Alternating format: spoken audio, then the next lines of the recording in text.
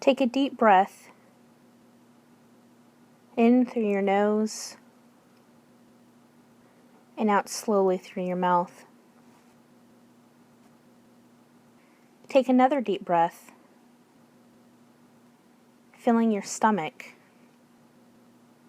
your diaphragm, and finally your lungs. Hold this breath in your lungs for a few moments, and at your own pace exhale, allowing the breath to exit your lungs first, then your diaphragm, and finally your stomach. Take one more deep breath, and as you breathe in, feel the energy of a soothing country stream enter you, supporting your fingers, your toes, your legs, and shoulders, even the top of your head. Take one more deep breath and hold it once more. And as you exhale, feel all tension leave your fingers, your toes, your legs, and shoulders, even the top of your head. Continue breathing deeply. In through your nose and out slowly through your mouth. Feel the liquid nature of your body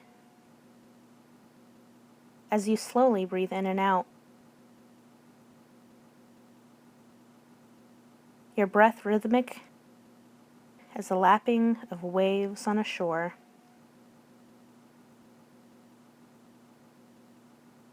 Calming as the gentle trickle of rain down a window pane.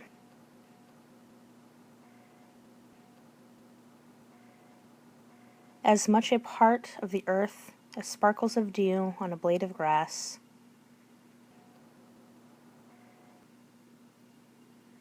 Allow the water in your body,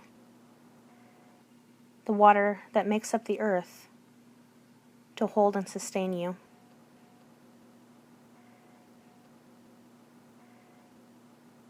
You rock on a gently swinging hammock, lulled by the gurgling waters.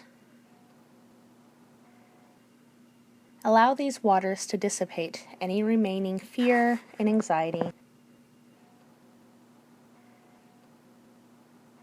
You have never felt so relaxed, so secure, and calm.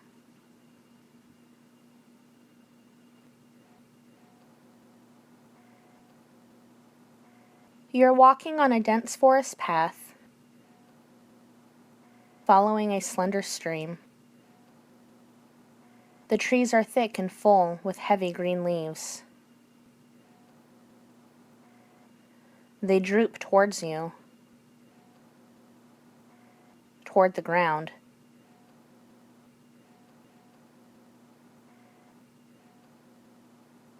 The ground is a little slick, having just survived a heavy rainstorm.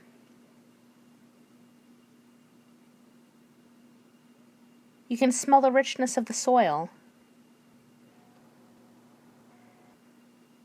the humidity of closely packed plants, all steaming in the drying air.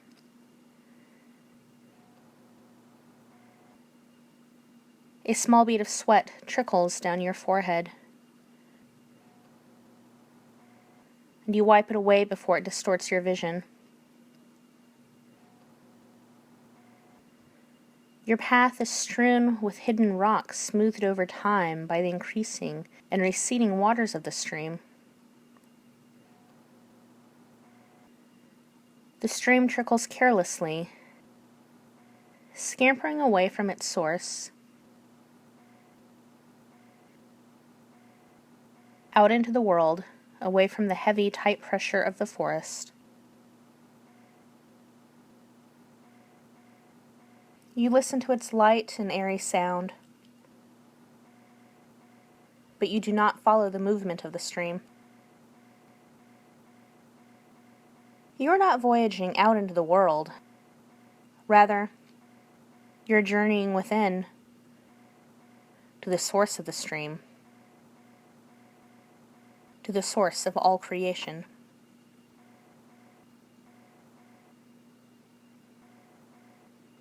Before long, the forest becomes even denser, until you are fighting with every step, pushing leafy fronds and stinging prickles away from your legs and arms.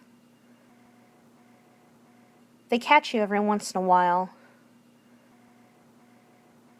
with biting pain that knifes under your skin and settles there. Neither moving nor growing, but also not relenting. The stream is the barest trickle, a mere sliver of water slicing through the ground, a muddy patch of endlessly moving water. It is covered by the dense plant growth.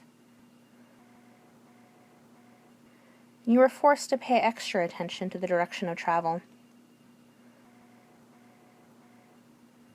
More nettles grab your skin with their painful kisses. You grimace, yank them out of the way, and plod forward, only to discover that the stream has disappeared.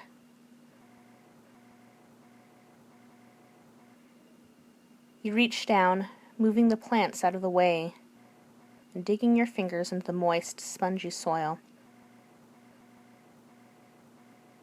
But the stream has disappeared, returning to the earth. The waters of the stream and the soil of the earth mingling to form mud on your hands. You look up at the canopy of leaves overhead. They blot out the sun, but create their own naturally beautiful light. A myriad of green colors: mint green, forest green, lime green, spring green, tropical green, sea green. All the possible varieties wink at you from far above your head, staining everything below with a liquid green color. Your hands rise of their volition, moving to the endless murmur of the wind-tossed leaves. You turn slowly in a circle, head tilted, arms upraised, surveying the wonder of this lush, primeval forest. It is a forest without time, and you are part of it. A sound like the uprush of water, a gurgle, a chortle, a splash, draws your attention downward, back to the forest path and the plant life that surrounds you on all sides. And then you see it, a large stone well directly in front of you. It is crafted of plain gray stones, expertly placed together to form a rounded structure. Water leaks out from the edges of the well, creating a soupy morass around it. 2 trees droop heavily over the well, effectively blocking it from view, unless you are directly in front of it. Delicate white flowers dot their leafy branches, hiding the crabapples hidden further up the branches. You step forward, feeling the mud squishing around your shoes, and touch the edges of the well. A torrent of water spurts from the well, effectively drenching your head, neck, and chest. You stumble backwards over a tree root you didn't notice earlier and fall on your backside. A hardy, ivy tendril wraps itself around your right ankle. Another one captures your left. You cannot move your legs, and as you struggle, a wall of water pulses from the well. It explodes outward, reconnecting the stream to its source. The water burbles inches from your outstretched limbs, and then it falls back in upon itself and forms the shape and appearance of a woman crafted from water. "I am Danu," the water woman says, her words sounding breathy. "I am the mother of creation, the source, the power. My children roam the worlds, both above and below. Who are you, and why have you come here?" Tell Danu your name and your reasoning for undertaking this journey. After you answer the goddess, a movement of the water makes it appear as though she nods her head. "You have answered well, my child," she says quietly. The water shifts slightly, as though rearranging itself, or shrugging its shoulders. Something emerges from the depths of the well, propelled by the eddying currents and swirling bubbles. It is a salmon, mouth gaping, eyes bulging, fins flapping. Your stomach rumbles loudly, reminding you of your self-enforced fast. "Eat," the goddess says. "Eat of my plenty." And then she disappears back down the well, as quickly and effortlessly as she appeared. The ivy releases your ankles, scuttling back into the forest undergrowth. You are completely alone except for the flapping fish at your feet and the stately stone wall before you. You shrug your shoulders and do what the goddess suggested. You prepare to eat. You scurry about the forest looking for small and large branches that are still somewhat dry, despite the heavy rainstorm and the deluge of well water. You find a handful of tender, dry sticks suitable for kindling, and several bundles of medium to large sticks to stoke the flame of the fire. After arranging your sticks, you take out the canvas pouch that you always carry on excursions into the forest. Closing your eyes tightly and whispering a quick prayer to the goddess Danu, you reach in, hoping you remember to pack your lighter or at least a good book of matches. You're in luck. Your fingers close around your trusty, reliable lighter. They also brush against something you don't remember putting into the pouch. You pull the object out and stare at it. What is it? Pay close attention to the object, as it is your connection to the goddess Danu. It'll help you contact her for future visits into the other world. Take a moment so you will remember the object. Then place it back in your pouch and light your fire. Before long, you have a cheery blaze before you, warming your hands and feet and singeing the fish that you hold above the flames on a long, sturdy stick. You pull the fish out of the flames. Several pieces fall on the ground. The fish is ready to eat. You place it on a long, flat rock that you found nearby and washed in the stream. The fish is hot to the touch. The stick pulls easily out of the meat. You wait a few moments,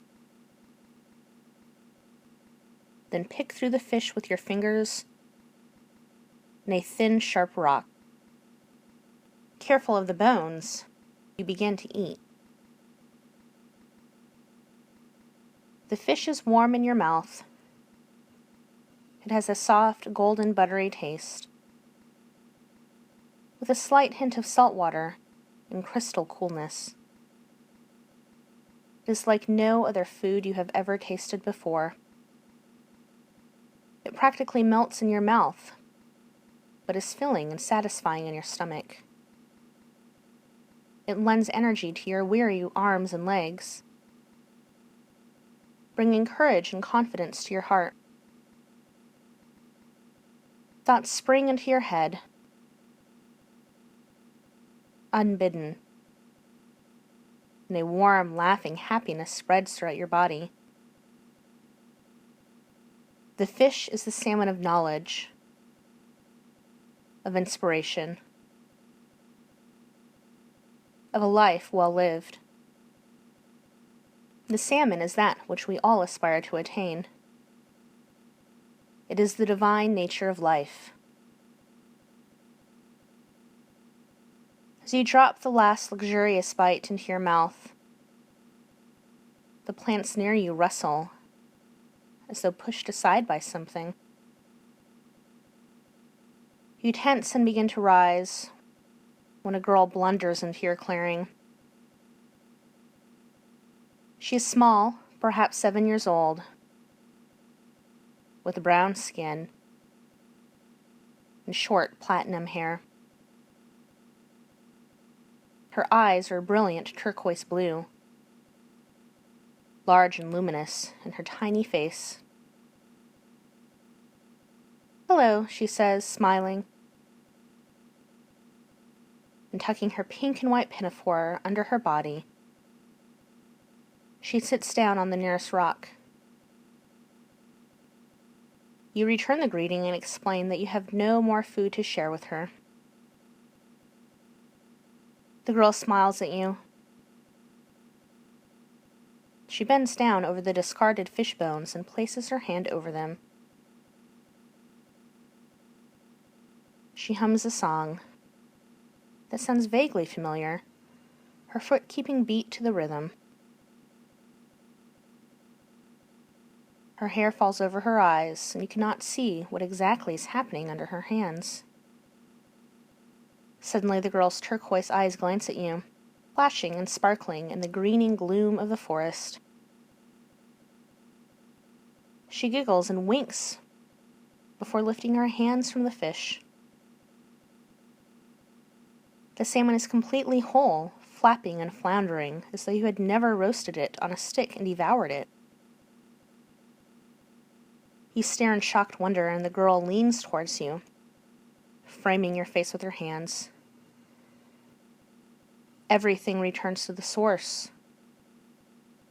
She breathes into your upturned face. The salmon can never truly die, just as you can never truly die.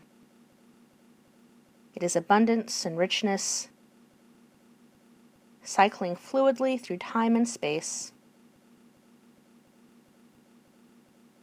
You have tasted of this richness, and now you are part of the cycle. She kisses you on the top of your head, and then, in one fluid movement, turns and scoops up the fish. As she walks towards the well, her shape changes numerous times. She is a teenager with swaying hips, a mother with 2 babies, a gardener tending the earth, a grandmother and walking with care.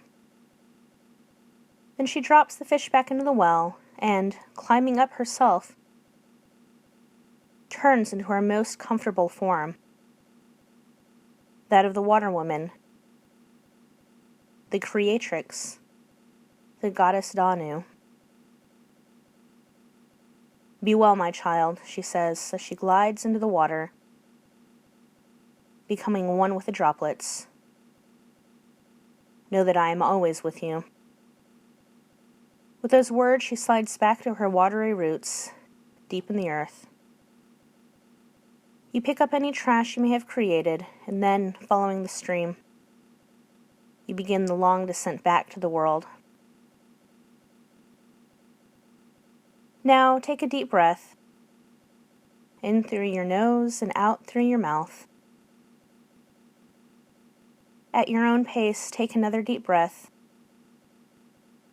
filling your stomach, your diaphragm, and finally your lungs. Hold this breath for a few moments, and at your own pace, exhale, allowing the breath to exit your lungs first, then your diaphragm, and finally your stomach. Breathe deeply once more, and as you breathe in, feel the energy and the wonder of the world around you in your fingers, your toes, your legs and shoulders, even the top of your head. As you exhale, wiggle your fingers and toes, shake your legs, and move your shoulders up and down. Take another deep breath, and as you exhale, move your head from side to side. Feel the ground under your body touching every nerve ending and muscle. Hear the rustling of the people around you. Notice the movements outside. Continue breathing. Stretch your arms out above your head. You are returning to the present, to the here and now. Continue stretching. Continue breathing. And when you are ready, open your eyes, blink and focus, and sit up.